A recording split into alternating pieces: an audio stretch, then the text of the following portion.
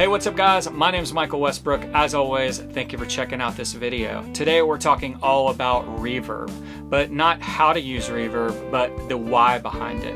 I find that a lot of the common mistakes guitarists make when using this effect come from not even knowing why they're using it in the first place.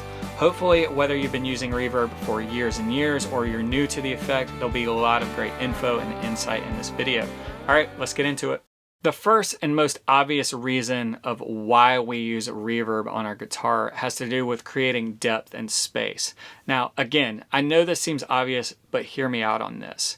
When you listen to somebody's voice, you, depending on how far away from them you are, you're going to hear more or less of the space that you're in. So even if I were to get closer to the microphone, you're going to hear less of the room. And then if I back up, you're going to hear more of those room reflections. You're going to hear less of the dry signal of my voice and more of the room.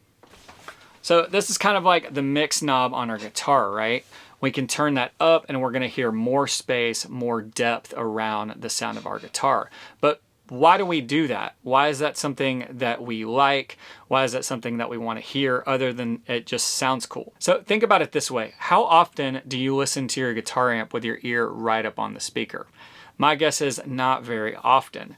And so that doesn't sound natural to anyone. Even if I'm sitting in this small room that's kind of dampened, I've got sound, baffling in here that kind of dampens some of those reflections. If I'm playing through a guitar amp, I still hear a bit of the room. I hear the sound of the space that I'm in. And so that's what my brain is used to. If we hear a guitar without that, it sounds unnatural. And so we add reverb to make it sound more like what we're used to hearing. And we can obviously put it in different spaces, right? In bigger spaces than maybe we are actually located in. I think this not only sounds great and sounds pleasing to our ear, but sounds more natural. We can also take this idea and put it into the context of a mix, right? Say we want to put our guitar in a mix, but we don't necessarily want it to be up front, right? Just as I was backing closer or backing, to the microphone and further away, we can do that with our reverb. So say I have a guitar in a mix and I don't want it to be right up front, right? I wouldn't want it to be the very front thing if a band was set up in front of you. It needs to be back in the back because it's not maybe the focus of something. So I could use reverb in a way to bring it back. Adding more reverb is going to pull something back in the mix and take the focus off of it. Now, a lot of the reverbs that we commonly use were created or are used to create this effect, right? To add this space and depth that make our guitar sound more natural, sound, like we're used to hearing it, and can also emphasize or de-emphasize it within the context of what's around it. Some of the common mistakes guitarists make when they don't really understand this is that maybe they use too much reverb and their guitar sounds too far away, or it's hard to hear, or it's not necessarily emphasized or up front as much as it needs to be. The opposite of that would be not using enough reverb, and maybe the guitar sounds naked or stark. It sounds like it's too close to you. You're hearing every little piece and part and mistake, the good and the bad and the ugly, right? It's right up front. There's nothing that's kind of creating this space between you and what you're hearing.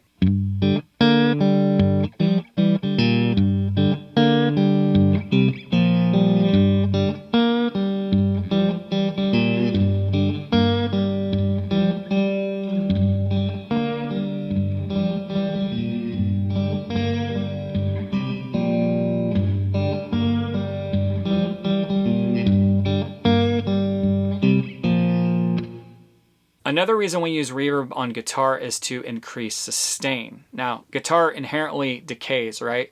As soon as we play a note, the note decreases in volume. But we can use reverb to kind of increase the sustain, increase how long those notes last. Even if we play a note and we stop it, a reverb can continue on and kind of fill in those gaps a bit.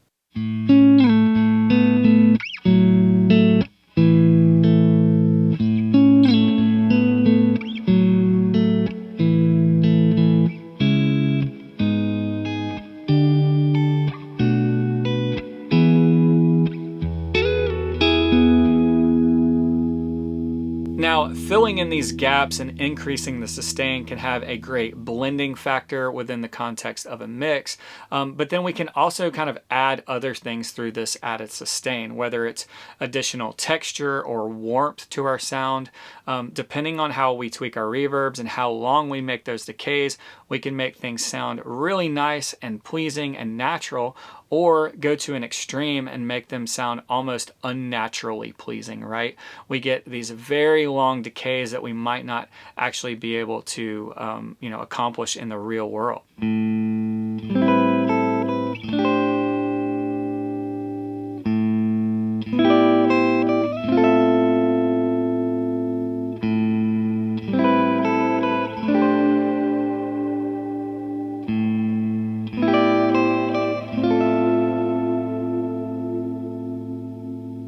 Now, obviously, I can't cover every reason of why you would use a reverb, but I'm trying to hit some of the big ones.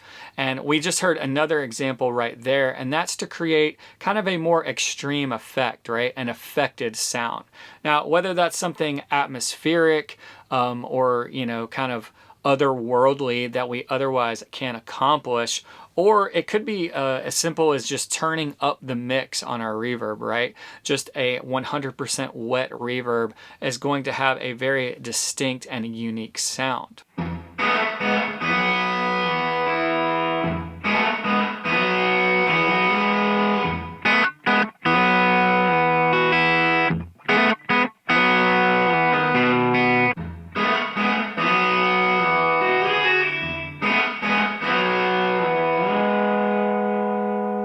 More and more these days, we're seeing reverbs with added effects, right? Whether that's octave or modulation or, even kind of more unique vocal type effects.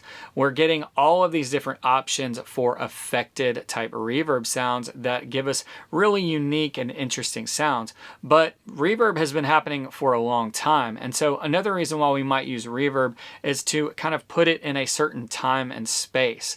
Using a spring reverb might make something sound a little more vintagey. It might automatically put a certain part in the 60s, or certain plate or hall reverbs can make us think of the 70s or the 80s. Again, all of these different types of reverbs, once you kind of educate yourself on when and how they were used, we can use those to kind of put our parts in a certain style or a certain era of playing.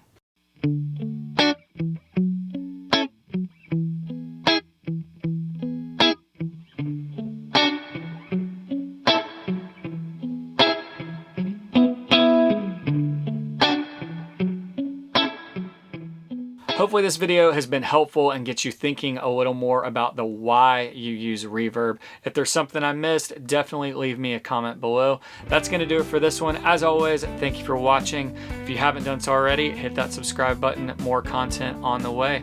All right, until next time, I'll see you out there.